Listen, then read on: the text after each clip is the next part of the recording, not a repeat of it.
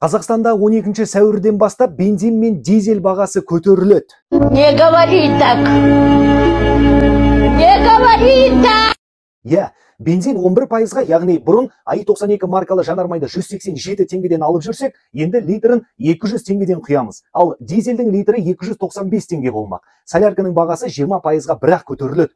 Энергетика министрінің міндетін атқарушы Болат Ақшолақовтың сылтауы мынадай. Ресей, Өзбекстан, Қырғызстан сынды елдерде аталған жанармай түрлері бізден әлдеқайда қымбат. Енді сол елдердегі баға айырмашылығын азайту мақсатында осындай қадамға барып отырмыз дейді. Басқа амал таппаған ғой.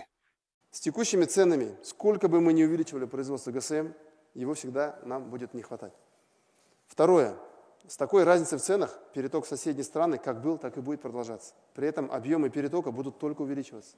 Никакие ограничительные меры дадут 100% должного эффекта. Третье.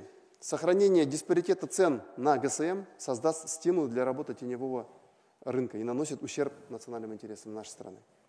Четвертое. Низкие цены на ГСМ не дают возможности привлекать инвестиции и развивать нефтегазовую отрасль.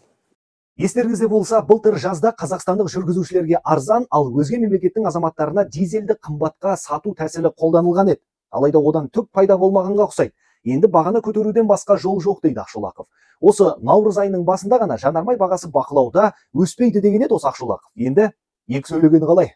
Наурыз айының басында осылай есептеп бәрін жинақтап, базаларға резервтері көлемдері көтеріп, бірақ мен өз баяндаманы айттым сізге. Былтырғы жылмен салыстырғанда наурыз айында тұтынудың көлемі 15%-ға өсті. Бұл жалпы енді нормалдық жолда емес, жалпы 2-3%-ға өсетін болса да, біздер оны шешетін едік. Мысалы 5%-ға дейін болса. 15 деген бұл басқа сөзбен айтқанда, бұл басқа бағыттармен кететін дизельдің отының сол проблема болып тұр бізге. Бұндай баға қанша уақытқа дейін сақталатыны белгісіз. Қазір жауаптылар осы баға арқылы нарыққа анализ жасап көрмекші екен. Егер бензин мен дизель бәрібір тапшы болса, онда баға көтеріледі деген сөз. Негізі Болат Ақшолақов Шымкенттегі мұнай өңдеу зауытының ашылғанына дейін осы бағамен шыдасақ, әрі қарай бәрі жақсы болып кетеді деп болжап отыр. Қазір қойса, бәрін қойса, бәрібір. Маған бәрібір, нан тойсын.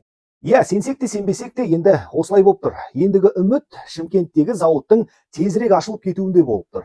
Одан кейінгісін өмір көрсетеді ағайын.